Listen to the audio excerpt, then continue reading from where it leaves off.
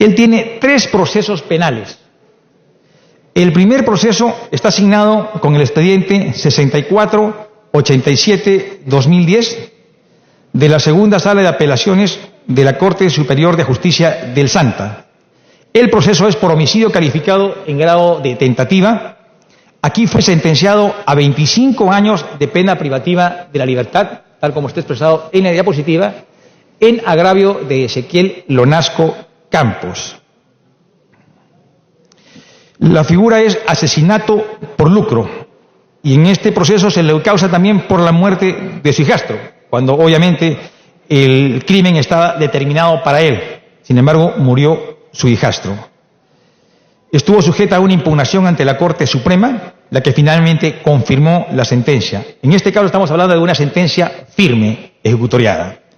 Un segundo proceso está designado como el expediente 120-2014, segundo juzgado penal nacional, ya aquí en la ciudad de Lima. El delito es asociación ilícita para delinquir y homicidio calificado.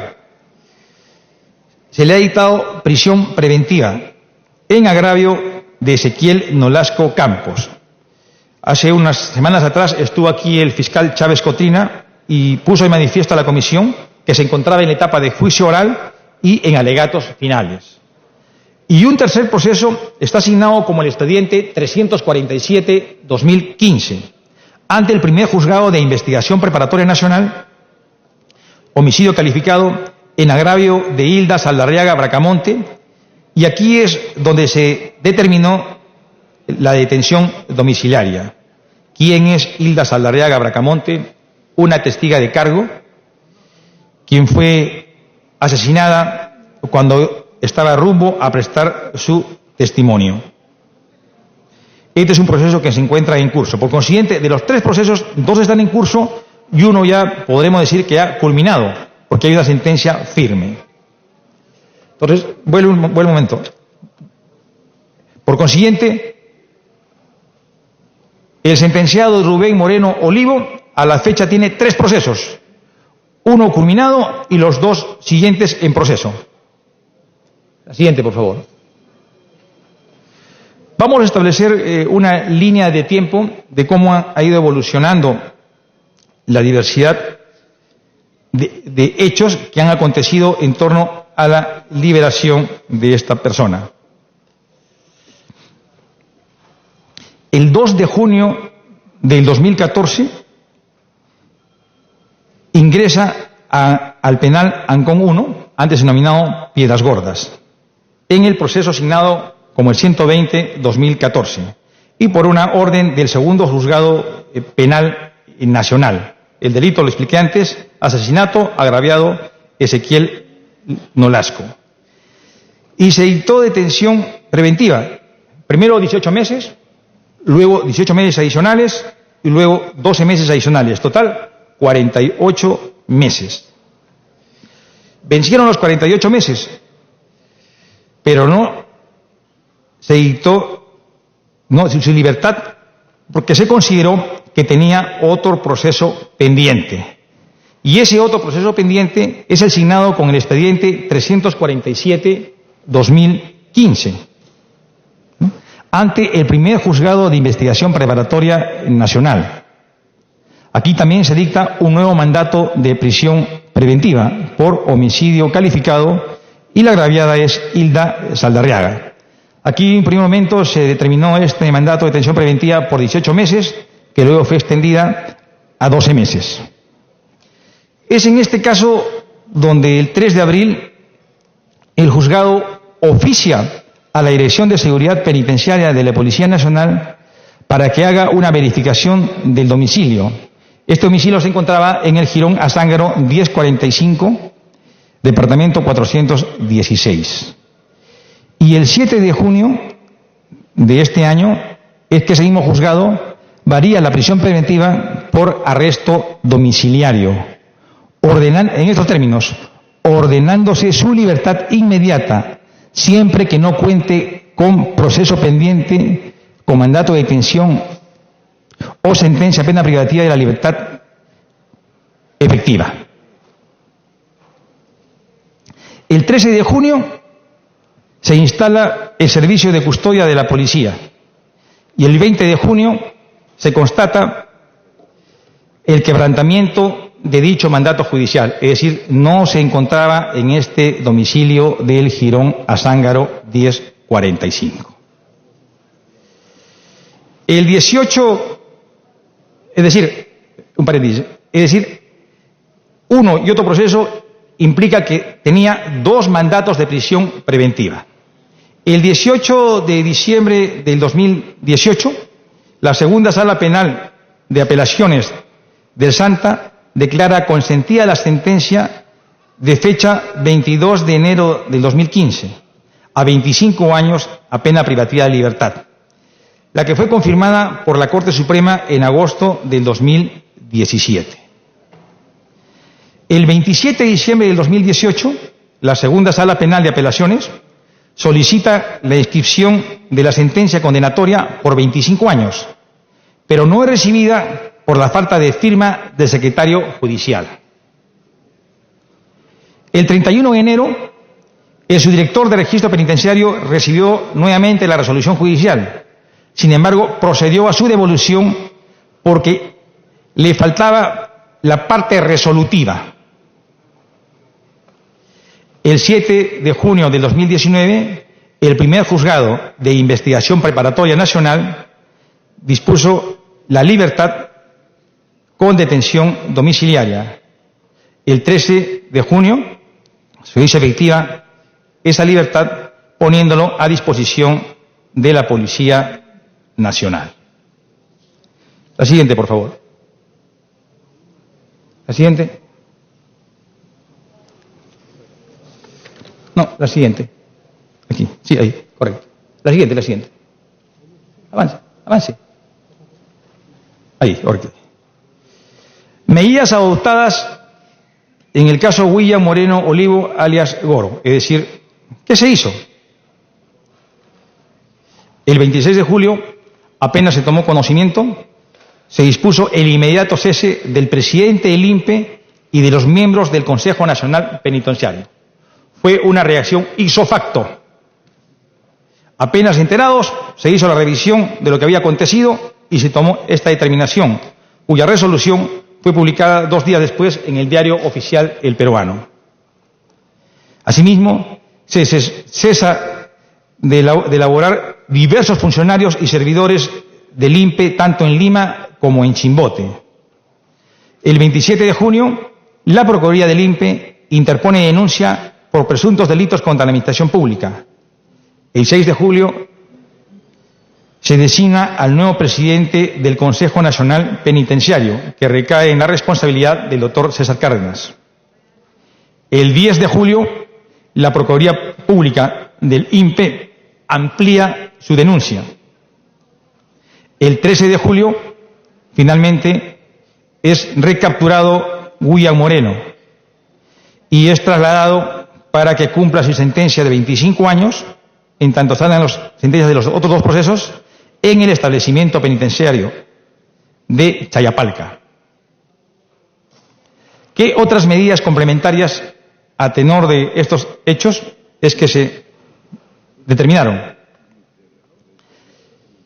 La autoridad del INPE dispuso un programa de instrucción de todas las subdirecciones del registro penitenciario. Se había evidenciado no flexibilidad, en algunos casos desconocimiento y negligencia. Una segunda medida, se dispuso la revisión y seguimiento del registro de personas involucradas en el caso de César Álvarez Aguilar. Obviamente se evidenció que había una articulación entre uno y otro. Una tercera acción fue la de generar alertas internas en las prácticas de registro penitenciario. Una cuarta acción se solicitó a Contraloría General de la República una acción de control posterior respecto al sistema de registro penitenciario. Una quinta medida fue exhortar a verificar y reportar las prácticas de registros penitenciarios a todas las subdirecciones de registro penitenciario a nivel nacional. Y una sexta acción fue una capacitación permanente, no solamente a responsables en la administración de los distintos establecimientos penitenciarios, sino también a quienes ejercitaban una labor directa con el registro penitenciario. Señor presidente, con su venia voy a proceder a absolver el pliego interrogatorio, el cual ya da la lectura a la primera interrogante. Agradezco mucho, señor ministro. Siguiente pregunta, por favor.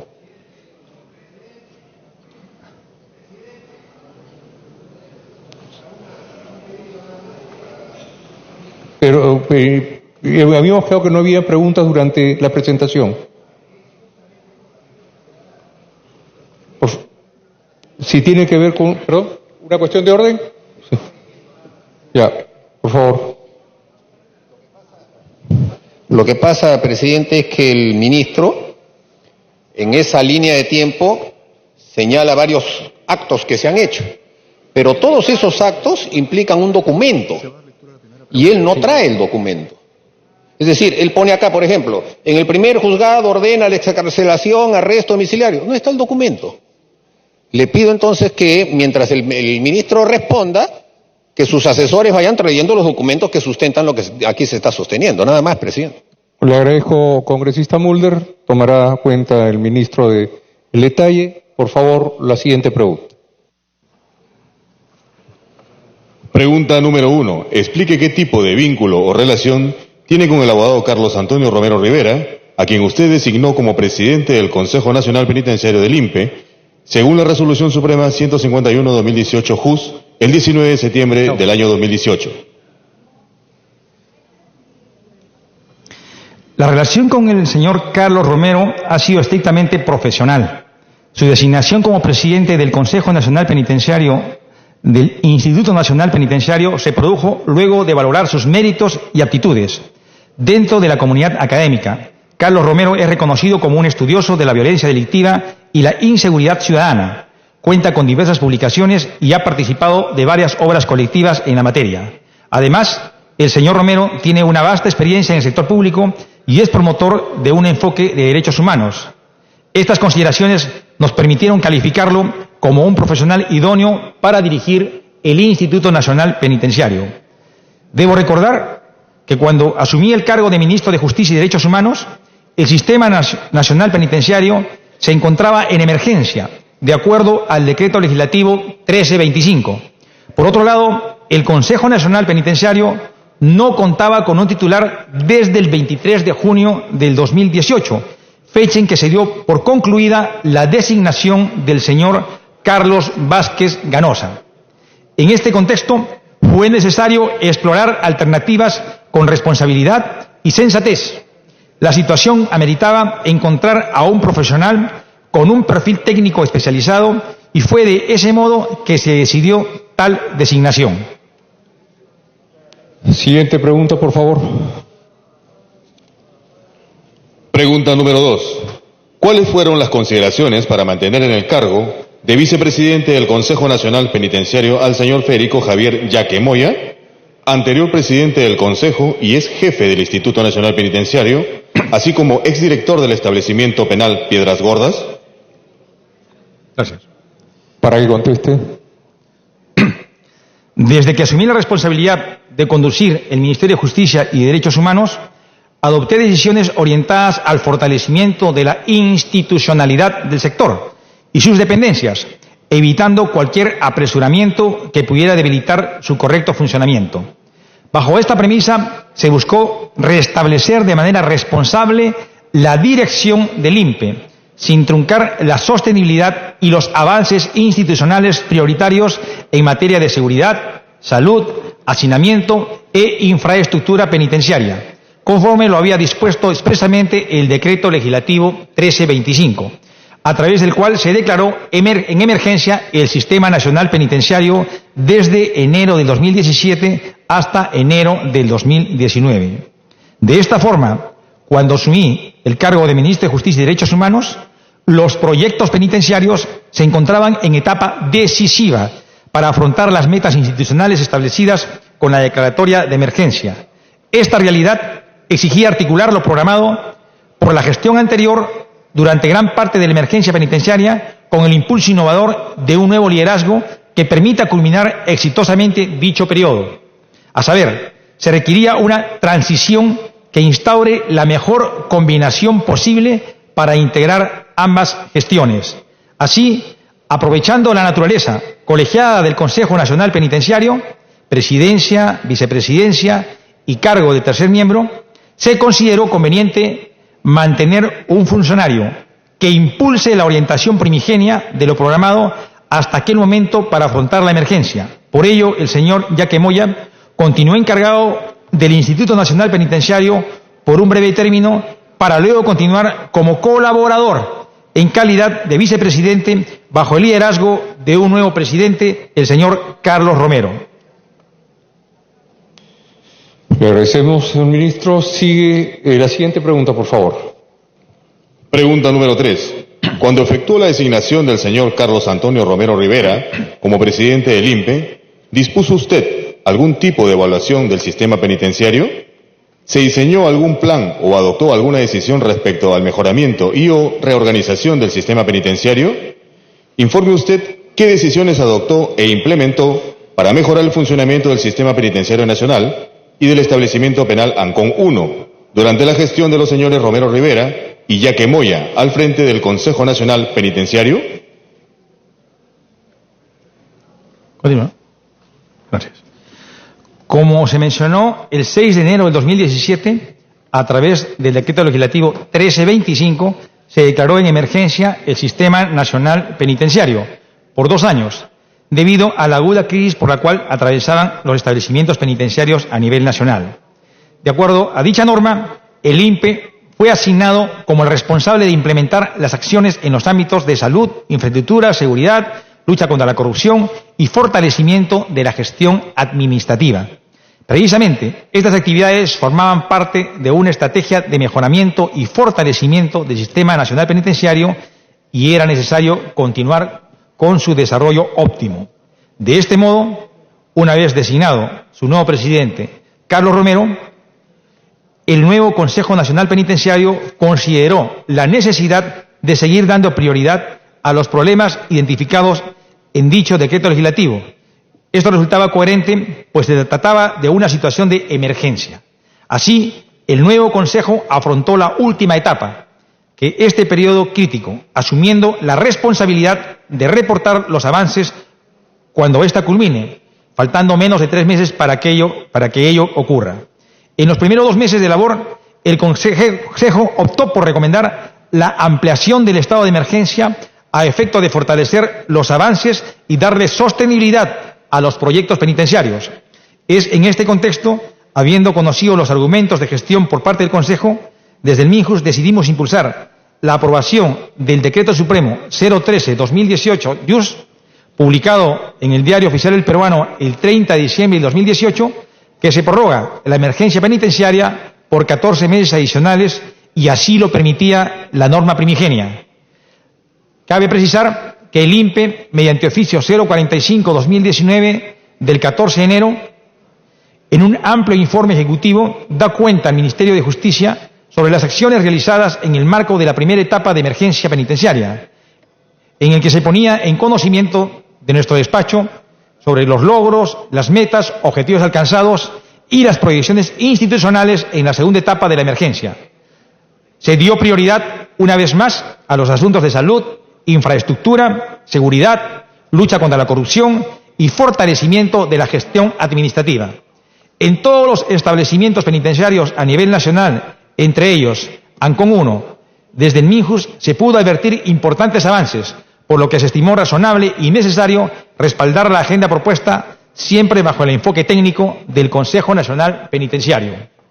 Es necesario destacar que el Instituto Nacional Penitenciario es un organismo público adscrito al Ministerio de Justicia, que posee autonomía institucional respecto al ejercicio de sus funciones y posee discrecionalidad para delimitar los patrones institucionales que lo determinen en la toma de decisiones, pues finalmente el ente rector del Sistema Penitenciario Nacional era él. Es en este marco que el MINJUS ejerce su función de supervisión y respaldo de sus entes adscritos a fin de asegurar un correcto funcionamiento de la gestión y de la gobernanza. Siguiente pregunta, por favor. Pregunta número 4. Diga usted si conoce a los funcionarios del registro penitenciario del INPE que ejercían sus cargos al momento de la excarcelación del delincuente Rubén William Moreno Olivo, concretamente al director del registro penitenciario de la sede central, al subdirector de registro penitenciario de la Oficina Regional de Lima y al jefe de la unidad de registro penitenciario del establecimiento penal Ancón 1, y de ser así, si lo une a ellos algún tipo de vínculo. Existen 69 establecimientos penitenciarios, como bien lo he anotado inicialmente, a nivel nacional. Y en cada uno de estos establecimientos cuenta con una oficina de registro penitenciario, que a su vez depende de las 8 oficinas regionales.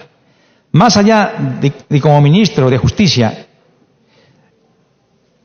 tengo injerencia en la designación de los altos funcionarios, como es el presidente y los miembros del Consejo.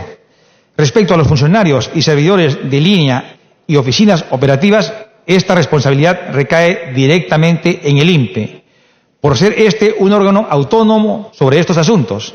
Existe una imposibilidad física de conocer a cada uno de estos funcionarios.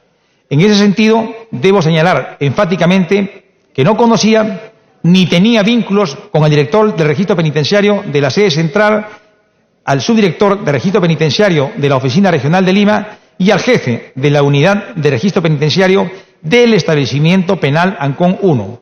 Cualquier tipo de relación al sistema penitenciario nacional y al INPE es a través del jefe del INPE y del Consejo Nacional Penitenciario. Cabe precisar que la imposibilidad de mantener un vínculo personal, individual o inmediato con cada servidor del sector o de un órgano adscrito al sector no implica que existan vacíos de supervisión que puedan ser atribuidos a todas las instancias directivas de una institución. Para asegurar el monitoreo efectivo de las diversas áreas y sus trabajadores, la estructura de un sector se divide en organismos, departamentos, áreas, direcciones, unidades u oficinas, con sus respectivos procedimientos y directivas, cuya función consiste en velar por el funcionamiento óptimo de cada instancia. En este sentido, la delegación de funciones generales y específicas en el marco de una estructura institucional delimita las exigencias, las atribuciones, los deberes y, en última instancia, la responsabilidad por el monitoreo del cumplimiento de las labores encargadas.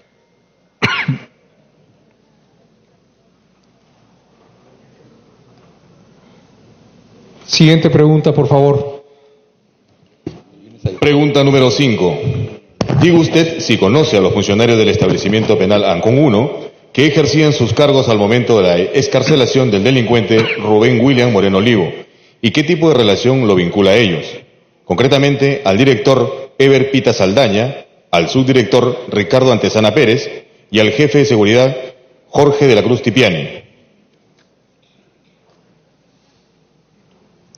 Al igual que en la anterior respuesta, no conozco ni mantengo algún tipo de vínculo o relación con las personas a las que se hace referencia. Asimismo, reitero que existen responsabilidades de supervisión práctica y permanente que son asignadas y delimitados en diversos estamentos a efecto de hacer coherente el funcionamiento de una estructura institucional. En este caso, el monitoreo del funcionamiento específico y óptimo de áreas, subáreas y casos específicos de manera penitenciaria está a cargo del Consejo Nacional Penitenciario y sus unidades funcionales. Es por ello que ante el incidente ocurrido oportunamente se decidió cesar al Consejo Nacional Penitenciario. Recalco que el ministro de Justicia y Derechos Humanos no tiene injerencia directa en el nombramiento y designación de los funcionarios y servidores de línea del INPE, pues este último es, además de ente rector del Sistema Nacional Penitenciario, un organismo público con autonomía normativa, económica, financiera y administrativa, de acuerdo a lo establecido en el artículo 133 del Código de Ejecución Penal y el artículo 6 del Decreto Legislativo 1328, que fortalece el Sistema Penitenciario Nacional y el Instituto Nacional Penitenciario. Muchas gracias. Adelante. Siguiente pregunta. Pregunta número 6. ¿Conoce usted cómo funciona el Sistema Penitenciario Nacional bajo rectoría del INPE?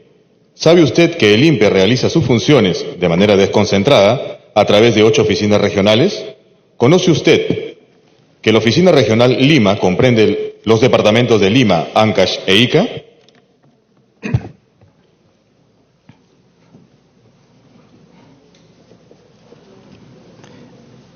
Ya expliqué antes, en la fase inicial, cómo está estructurado orgánicamente el Ministerio de Justicia y el INPE particularmente a través de sus 8 oficinas regionales. Vale la redundancia a la pregunta planteada.